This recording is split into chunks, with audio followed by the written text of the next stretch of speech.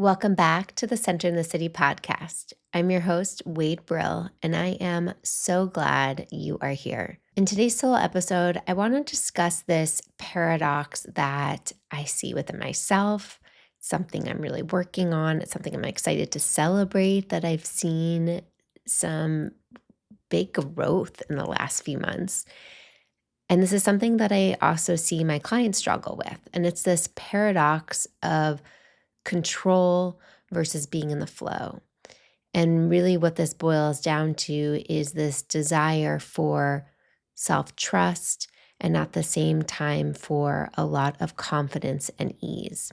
And so many of us want to overplan, over control people, plans, situations, weather, you name it, because of inner conditioning from how we've managed stress, how we think that will keep us safe for various reasons. So today we're going to dive deeper into this conversation, and I'm going to specifically share with you how I have been playing with this balance of trust and surrender, and also being really present and staying connected to what matters most to me.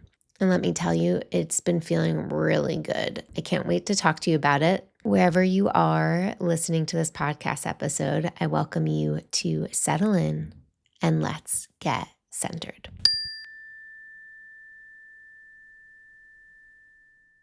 So I welcome you as you settle into this episode to bring to mind a time in your life where planning really served you, where you learned, like, yep, being a planner, being on top of my shit, having my I's dotted and my T's triple crossed, or whatever that phrase is, really served me.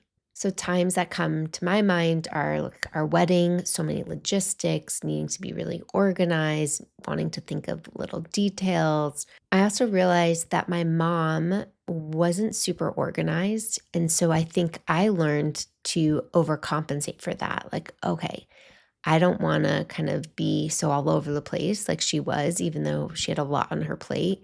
I want to be really organized, really focused, have my quote unquote shit in check. Other times where planning has been really helpful is, deadlines, knowing, okay, taxes are due this date, so let's work backwards and let's create some structure. And, having those systems in place can be really helpful to plan. I am somebody who doesn't like to work under pressure. I was never that person in college or high school that did a paper last minute or crammed for a test last minute.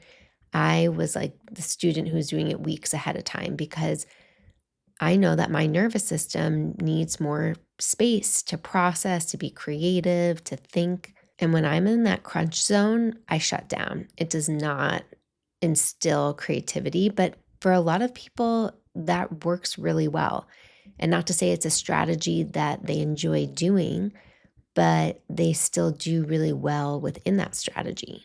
Now I welcome you to bring to mind a time in your life where surrendering to the plans, surrendering to the moment, trusting the unknown served you.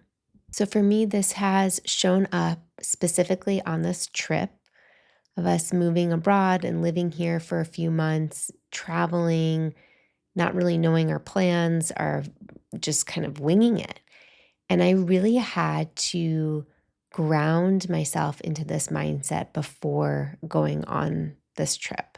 And I will say it's been a beautiful experiment in trust, in trusting myself, in trusting the universe, in trusting my partnership, but letting go of this idea that we have to have things really well organized and planned and like, okay, we're here to here in these dates, and then we're here to here in these dates. And then, that is not how we've been doing it at all. For instance, over a month ago, we were in Paris, and within 8 hours, we booked a train ride to Barcelona. And that inspired us to then book a hotel for 7 days. And then we were in Girona for a month. So just like we didn't know where we were going to go, and I could have never told you we were going to end up in Girona for a month. So I welcome you to tune in and notice, where in your life have you surrendered and trusted the unknown? And what was that like for you specifically? Because for me, it will be different. For your friend, it will be different. For your relative, your sibling, it's going to be different. But for you specifically, what was different about operating from a place of planning versus the surrender and the unknown?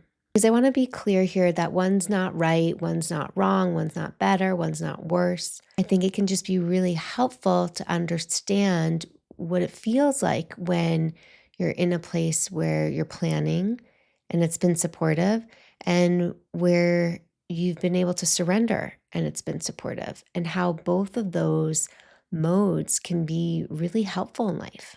Now, what starts to become unhelpful is when we overplan, because when we start to overplan, it's typically a sign of needing to over control. And control is typically a sign that there's so much fear. And if there's so much fear, then life can get really narrow and small, because dealing with the uncertainty, dealing with all of the what ifs can feel too overwhelming for people. And this is a fact of life, but life is always uncertain, and our human brain loves to think it's predictable. We love to try to control all of the stimuli and our environments and the people and things to the best of our ability, so that there's as much consistency as possible. And we know consistency is really helpful, especially in younger kids with development, with that sense of security and attachment. And as we become adults, I think it's really helpful to remember that we get to be attached to ourselves as well.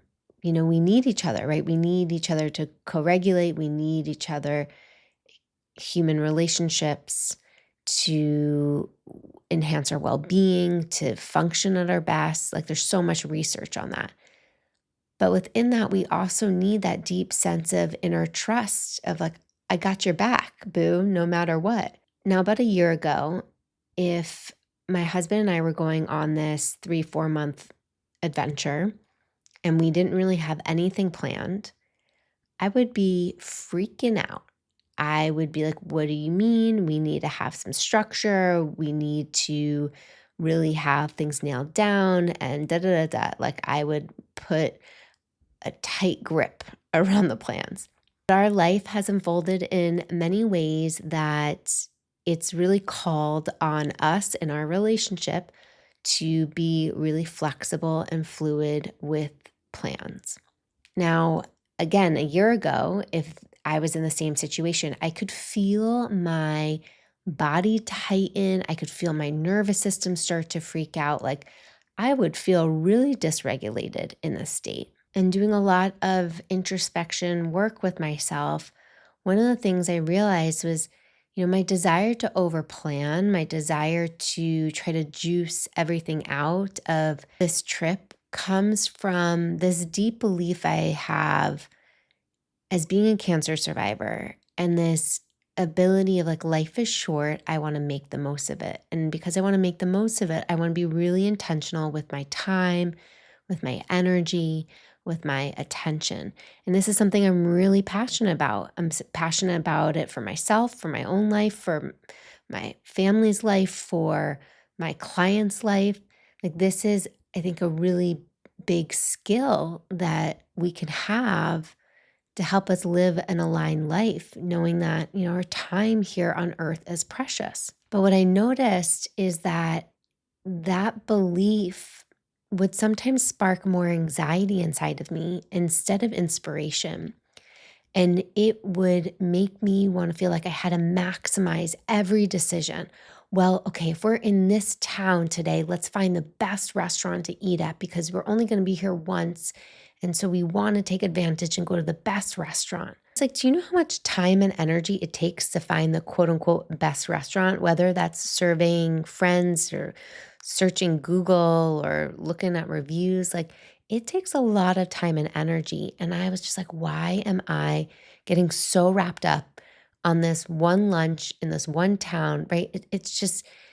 It took too much energy out of our relationship and out of our planning and out the joy. Like, it sucked the joy out of our trip. Okay, so this isn't this trip. This is just like years ago. This is how I would function. And I slowly started to let go of that when we would plan and when we would schedule our trips and when we would go on adventures.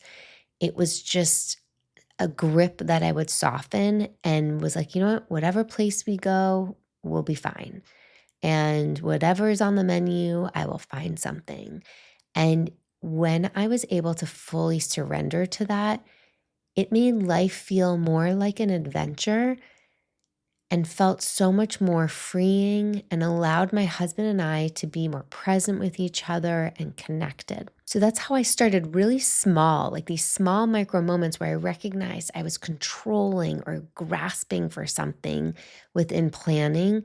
And I started to practice, where can I release the planning and just trust and surrender? Because I had those tiny little experiments over the past few years, then stepping into this trip this year, I was able to already feel in my body what that feels like, to maybe notice some tension, notice a desire, but also to soften and release and to relax back into the flow, to be really flexible. I want to pause here and ask you, like, where do you notice that planning is productive for you versus more so driven by anxiety? So, in this really small example of releasing control of picking restaurants, this is an example of me releasing the anxiety, because those decisions of needing to go to the best of the best of the best and maximizing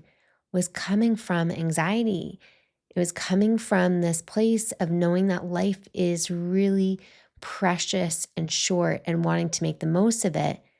And that would spiral my anxiety instead of supporting me being just more present to whatever is happening. So, as I record this podcast on a Tuesday, we don't know where we are going to be sleeping and living for the next 10 days after Friday.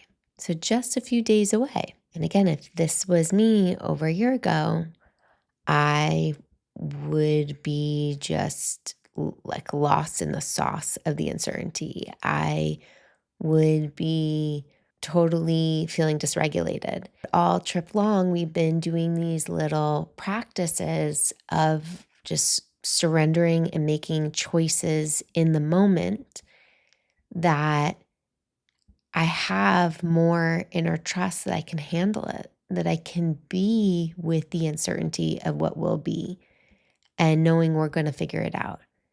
And maybe it will cost a little bit more because we're doing something so last minute, which used to really freak me out. But I learned that it's actually the amount that you pay last minute isn't as much as my mind thought it would be.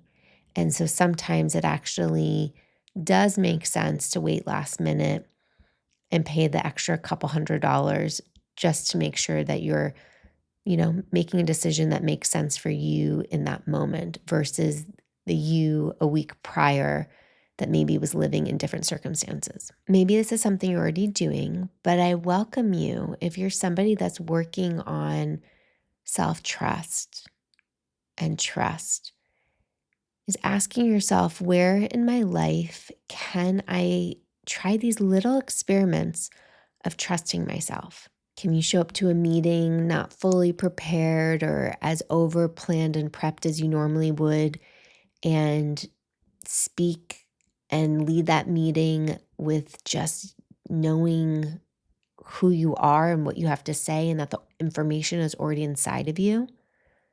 And then notice, how'd that go? Maybe you completely botched it. Maybe you recognize, no, planning here is actually really helpful.